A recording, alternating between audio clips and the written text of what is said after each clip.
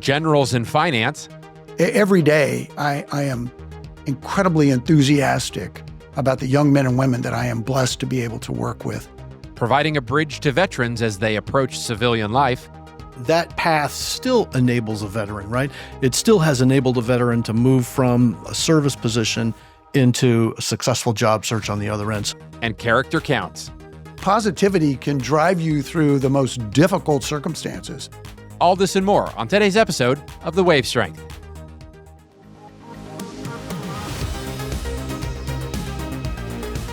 Welcome to The Wave Strength.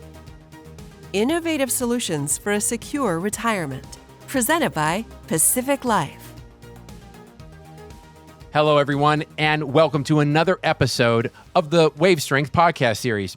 I'm your host, Jim Breen, head of marketing with Pacific Life's institutional team.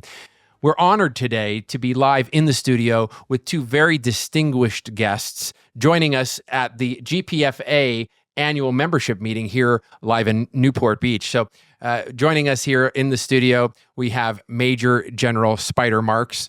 General, thank you so much for being with us. Sure, absolutely, Jim. And we have Lieutenant General Mike Groen. General, thank you for being with Thanks, us. Jim. And I want to thank you first, both of you, for your service. Thank You very are much. welcome. More than welcome. Yep. Absolutely. So thanks for joining us here. And before we get into kind of the why we're sitting down, I'd love to help our audience understand the very unique stories that both of you bring to the table. Obviously, very unique backgrounds in military service. Spider, perhaps we can begin with you. Well, thank you, Jim, very much. Being in the military, being in the Army specifically, was a family business. My grandfather did it for 40 years. My father did it for over 30 years. I did it for over 30 years. So in 100 years, there was always a Marks guy in uniform, uninterrupted. So I really it was a family business. The shingle kind of moved along a little bit. I always had a sense of purpose. I always had a focus. It was not inevitable that I would serve. I mean, you can't choose your parents. I feel like I absolutely won the lottery in that regard. So the opportunities were wide open. I chose to be a soldier. Loved every second of it. What's really phenomenal about service, specifically service to nation in uniform, is that I always knew that I had to show up. There were others that were depending upon me, and I was very much a part of a team. I wanted to make sure I could contribute. And I think that's the beauty of the service that I was able to provide. I know the service that Mike was able to provide. It's all about others. It's about us as a team. And how can I lean in, put my shoulder to the wheel, and contribute? And then you grow up in this organization and you look around and you go, my goodness, the talent has just multiplied. I really have an obligation to make sure that I can deliver. It was wonderful. I say the same thing with my family. You can't choose the family you're born into, and I feel like I won the lottery in the same way. It's funny to hear you say that. I say the same thing. Well, Spider, thank you for sharing that. And Mike, obviously, you're familiar with the show. This is your second time on the show. Again, thanks for coming back. Of course. Perhaps you can share a little bit about your background for those just becoming familiar with you. Yeah, great. It's not maybe not as an exciting story. Like we did not have a military tradition in my family, but when I finished college, it was something I thought, you know what, I want to do this. Like I want to serve, and even if it's for a very limited time. So I went and saw the Marine Corps recruiter, and we talked about a good program, and I said that sounds right up my alley. I'll do 3 years, and then I'll get on with my life. And I did 3 years, and I fell in love with every aspect of military service. Surrounded by great people, dedicated to a great cause, getting to do like really cool things, like what a way to serve. And, my first 3 years went like that. And I remember the day very well. My commanding officer came and said, hey, your 3 years are up. What do you want to do? And I said, sir, I'm not going anywhere. Like I want to do this Good forever. answer. Yeah. And 36 years later, that's an unintentional career that I can't imagine not doing looking in the rearview mirror. It's just like one great opportunity after another. Mike, may I Like I said, Mike, wasn't it true that as you were going through, you may not have loved everything you were asked to do, but you loved being with those people who did. Exactly. And that's the way I viewed it. Like, I want to be with these guys. Yes. I mean, there's something about that. Well, I think there's something to be said too about positivity in general, right? When you look at life, look, there are always things that you can complain about, things that you can be upset about. It's important, for us to take a moment to take a step back and focus on that positivity, right? Did you utilize that mentality? It sounds like you did, but is that something you utilized in your careers? Oh, totally. Yeah. I mean, it's a combat multiplier, right? Positivity can drive you through the most difficult circumstances. And you have to be, as we've discussed a number of times, you have to be comfortable being uncomfortable. Mm-hmm. And in order to achieve that, you've got to be able to see something beyond your immediate that's going to give you a notion that I can navigate through this. When you're in the middle of a storm and you're sitting on a boat and you're bouncing up and down, Mike did that as a Marine. I did that less often as a soldier, a ground pounder. But the deal is that when you're bouncing around, you don't pray for the storm to end. You pray to get through it. Mm-hmm. That's the positivity. I can manage to make myself be effective, continue to contribute, and I can get through this. There's an amazing author, Viktor Frankl, who wrote a lot about this. Yes, and great, amazing stories of trial, tribulation, and focusing on those positive moments to try and drive you through the storm, Spider, as you say. Yeah. So let's move on from the backgrounds. Thank you for sharing such phenomenal stories there. Let's talk a little bit about Academy Securities, this phenomenal organization that you've put together, and the great work not only that Academy Securities is focused on in the communities in which you do business, but also to the partnerships and how Pacific Life might play into that. Oh, it's wonderful. What Academy Securities has been able to achieve is, frankly, unprecedented in terms of our outreach to veterans that are transitioning back into their communities.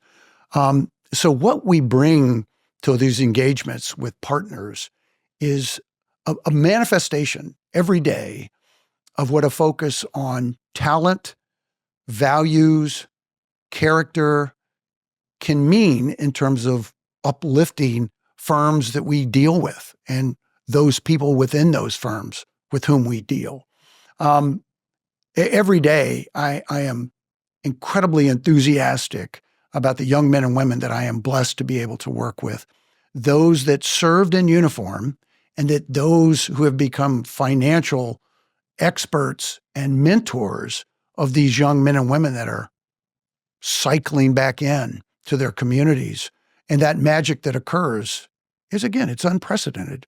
But I don't think Mike is surprised by that. I'm not surprised by that because that's the life that we lived as soldiers and Marines. So our ability to impact others is what it really comes down to, and I think that's our differentiation. Mm-hmm. Mm-hmm. And there's a practical aspect to that in the sense that I think we add value to the Academy's mission and what they're trying to do. So Academy Securities, disabled, veteran owned, and about hovers right around 50% veterans as employees in the firm. It's a fantastic environment, and I tell you, you talk about positivity.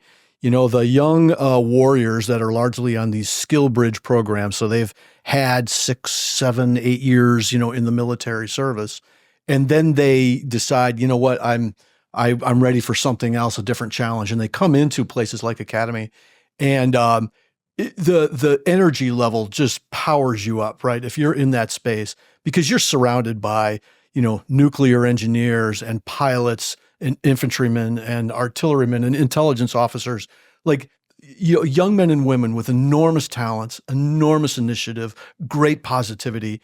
Like, who wouldn't love going to work in a place like that? And then you add the social mission, and the outcomes that Academy Securities seeks, and that is to help veteran causes, help young warriors transition, and then operate successful as a firm as well. And so that core ethos is such an important thing at Academy, and it's something that just picks you up. It is an inspiration to show up in the office. It's really great. Yeah. And every day and every conversation begins with, what can I do to contribute? It is about us. It's about the team. The conversations don't start with the first person singular. Yes. It starts with us. Absolutely. And you bring up to a great point to touch on what you mentioned a moment ago, Mike, and these servicemen and women who, go through such rigorous training. And we're talking about folks, as you mentioned, that are piloting these nuclear aircraft carriers, or some of the technology in the submarines that they're working on, and the great experiences that they can bring, even aside from maybe these very complex and complicated roles in the military, but just their situational awareness, just even at that, leveraging that into society and also into careers that employers really could find great value in some of those skill sets. Yeah. And not every one of them stays in the financial business. Yeah. We have great men and women that, do spend a couple of months with Academy and then decide, what, I actually want to go be an engineer, or I want to go back home and, work in this, my father's garage, or whatever it is. Like that, that path still enables a veteran, right? It still has enabled a veteran to move from a service position into a successful job search on the other end. So every little piece of it adds up to a really great firm. And I will also say, and Spider, I'm sure you would say the same. The folks that we deal with, our clients, across the industry, what a great reception! What great partnerships! I mean, we have great friends across the industry, right? Because they know that we're a trust-based organization of veterans who've served, who are continuing to serve. They know that, and you can it's inherent. Like, you build partnerships really quickly when you know that you have somebody that you can trust on the other side of the table. Because character counts, absolutely, right? And obviously, Always. folks that are coming from that side of the aisle in terms of the military service, that's a big part. I know as someone who has a father who was in the military, the discipline and all those elements that play into the training that one receives in the military is important and can be very crucial in certain roles. Yeah, absolutely. Well, Spider, Mike, this is great, and obviously I very commendable, all of the great work that Academy Securities has underway to help these vets transition from military service to civilian life, an important bridge, if you will, that you're providing these folks. Let's pivot now and talk about Academy Securities, the firm. A lot of fantastic work that you have underway there.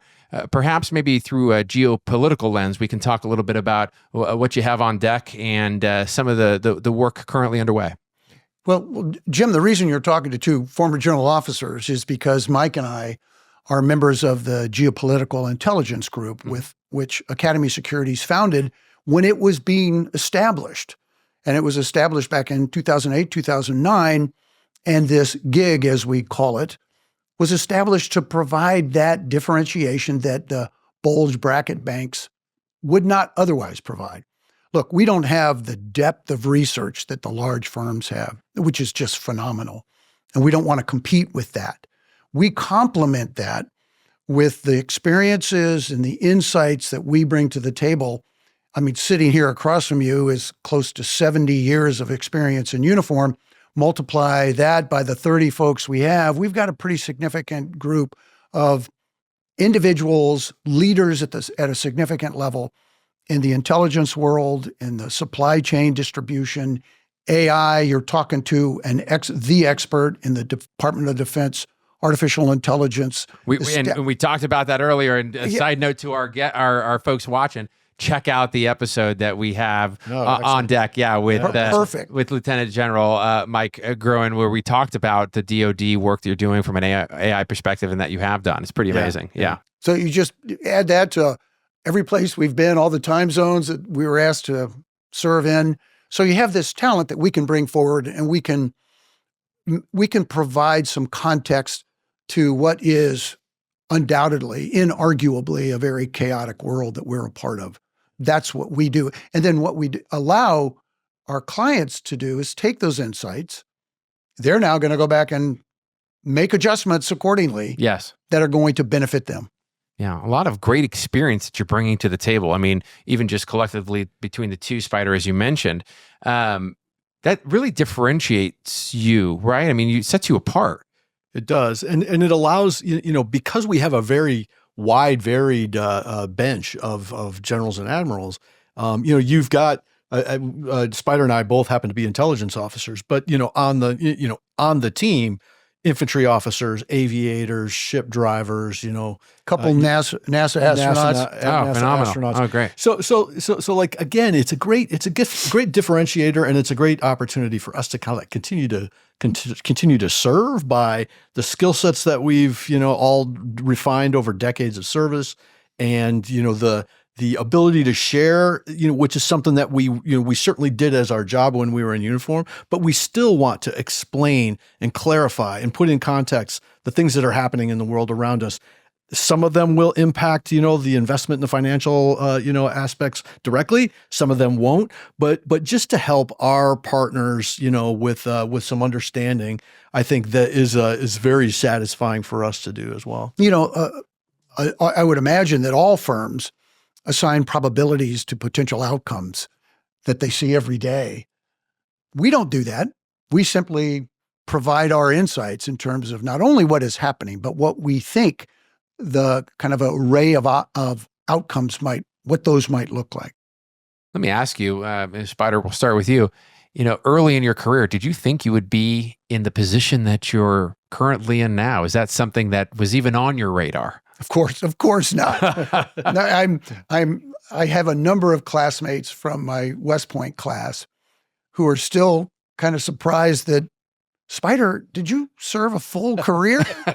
What happened? There must have been a metamorphosis of some sort. So absolutely not. Very humbly, nobody starts a career. I mean, Mike told that great story. Yeah. 3 years, he turns around and he goes, I kind of like it here. Yeah. Same thing with me. I wanted to be a part of those organizations.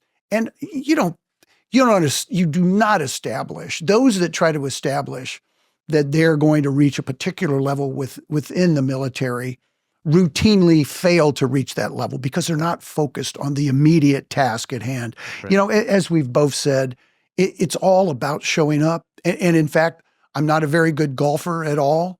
But the most you're in good company. I just want to, yeah. Right. Yeah. It's true. This is a large grouping. Yeah. But the most important shot in golf is this shot. Pay attention to this. Yes. Show up and get it right. Let me ask, what percentage of folks in the military achieve the rank that the two of you were able to obtain? It must be a small number. It's a small number. Yes, I have no idea. But I think just building on Spider's comments, honestly, like what I remember, what I think about is the young men and women that I served with at every level. It's a joy to build a team, especially a team that surrounds a mission, something that has to be accomplished. And it's something that has to be accomplished that's important. It's part of the intelligence community's effort. It's part of DoD's effort. And so, like, how can you not be excited in that kind of environment? No kidding. It's painful. It takes every hour you have. People get stressed out. You have to go to the Pentagon. My God. But this is a life's work, right? And so for us now in the roles that we have with Academy, we get to continue to contribute in ways, that we were responsible for it before. Now we get to just use our experience and, the history we have to just help others kind of understand the decision environment that they're entering, whether they're selling securities or buying securities or what have you. It's just a good grounding in what's happening in the world around us. And the military certainly is hierarchical. Mm-hmm. But the most creative group of folks I've ever been around wore a uniform. These young men and women are incredibly creative. And of course, they're in a hierarchy, but they can pop their hand up. And it's not encouraged, it's required. We need to know what's on their scope of things they want to try to achieve and what they want to try to fix or improve or reinforce. It's a matter of routine. The voices must be heard from all levels within the organization. Yeah, and I think you said it in an earlier podcast that vitamin I, right? Having that imagination, right? That ability to think outside the box in sometimes extraordinarily stressful environments too. Yes. Yeah. But at other times, hilarity, right? I laugh thinking about the episodes with, young Lance corporals, youngsters, they're 18, 19 years old, especially like if you're out in the desert, it's night, they can't see you're there. And just to listen to those young men and women talk, and it's just, you walk away from, some people would walk away like, okay, I just spent 2 weeks in the desert. I got snakes all day. I got, heat all, whatever. I'm freezing cold at night. And you laugh at the experience because like, wow, I just got to spend some great time in the desert with some of the funniest, most creative, most ebullient, people that you've ever met, and this is not necessarily what I think America thinks of when they think about the military. Correct. But these are great warriors that are committed to, and people nonetheless, right? But warriors also, right? I mean, they're it's young Steve and young Julie from hometown USA, and they're working together on a mission, right? Like it's just, there's nothing more powerful than that. And, God help us if we start to lose that, right? And that is something that I think also Spider and I and the rest of our colleagues are really, we want to make sure that military service and the services keep that edge, keep that focus on successful mission accomplishment. I mean, this is a really important, it's important in any time, but it's especially important now too.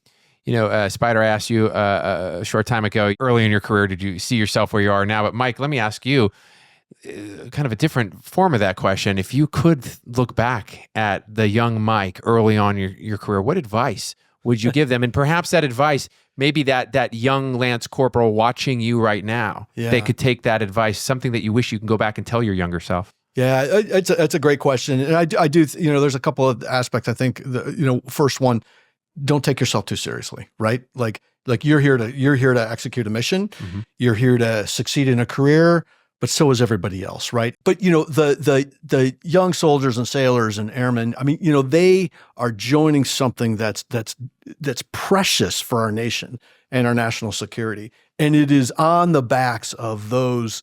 I reach back to, you go to the Veterans Hall and you see these old guys with their red berets, from World War II or, Vietnam. I mean, you think like, wow, the continuity that goes all the way back to the Continental Army. And and to today, men and women have raised their right hand. Men and women have stood in that line. Men and women have suffered cold, suffered darkness, suffered pain, but did it nonetheless, and did it for a cause that was bigger than themselves. What a powerful image, right? And I would recommend it to every young man, every young woman that's thinking about, hey, maybe I should do some service before I, enter my career field. I will tell you, you will come out of the service much more broadly experienced, have a much better reasoning capability of like, okay, what's truth, what's not truth. Mm-hmm. You will be a different, more mature person that can make better decisions and really start thinking about your life goals, when you're in your early 20s. Not every young man and woman gets that chance, right? And they kind of bop their way through until they're 30 years old. And then they try to decide what they want to do when they grow up. Marines don't have that problem, right? And soldiers don't have that problem. I was going to say, let's not forget the Navy or the Army or the others. My godson Jack is in the ROTC and he's loving it, right? He's selling these fantastic stories. He was on a submarine a few weeks ago for a week, and he's just as you say, having the time of his life, not taking himself too seriously, I would imagine, but having just so much fun, and it really builds that character, right? And it forms these bonds with your fellow Americans that are lifelong bonds, right? That you're going to be able to have. Forever bonds. Forever bonds. The piling on to what Mike said, as a young man, one of the most defining conversations I had with a sergeant as a very young second lieutenant, right out of Ranger School. You don't know a thing, but you're full of a bunch of emotion and you really want to kind of step forward, is he took me aside and he said, Lieutenant Marks, I have recommendations for you. One is, never give up the opportunity to keep your mouth shut. And number two, you better be prepared to sound off when you must. So what that puts directly on your shoulders is an ability to differentiate between the two. Incredible lesson learned at the age of 23. Yeah. You go, man, life lesson forever. Yeah, absolutely. Well, Mike, Spider, I want to thank you so much for taking time out of your very busy days to sit down and join us on today's podcast. So thank you very much. Yeah. Jim, it's our pleasure. Yeah, I'm real happy to, with our partnership and our acquaintance with Pacific Life. I mean, what a great team you have too. So it's a pleasure for us to be here today, and we were really glad to have the conversation with your folks today. Well, we'd love to have you back, and always a pleasure to talk to you both. Awesome. Sign us up. Yeah, absolutely. Okay, great. Thanks, Jim. Absolutely. And to our audience, I want to thank you for spending time with us on today's podcast. And I want to encourage you to find more content like this. Head over to Spotify, YouTube, and Audible, search The Wave Strength, and hit like and subscribe so that you can stay current with content as it becomes available. We'll see you next time, everyone.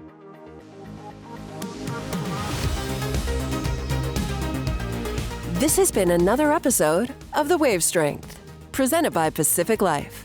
Don't forget to catch us on YouTube and make sure to subscribe. Although this podcast is presented by Pacific Life, the opinions and views expressed are those of the hosts and participants and do not necessarily reflect Pacific Life's views on any of the topics discussed. Unless otherwise noted, Pacific Life is unaffiliated with any other individual or company mentioned. Pacific Life is a product provider. It is not a fiduciary and therefore does not give advice or make recommendations regarding insurance or investment products. Pacific Life, its affiliates, its distributors, and respective representatives do not provide any employer-sponsored qualified plan administrative services or impartial advice about investments and do not act in a fiduciary capacity for any plan. Pacific Life refers to Pacific Life Insurance Company and its subsidiary, Pacific Life and Annuity Company. Insurance products can be issued in all states except New York by Pacific Life Insurance Company and in all states by Pacific Life and Annuity Company. Product availability and features may vary by state. Each insurance company is solely responsible for the financial obligations accruing under the products it issues. This podcast was recorded on November 20th, 2024.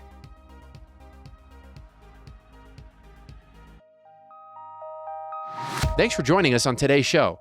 We'd love to hear from you. Join the conversation below and leave a comment on your thoughts on what the industry can do better for participants as it pertains to lifetime income solutions. And if you'd like more interesting content, click one of these links over here.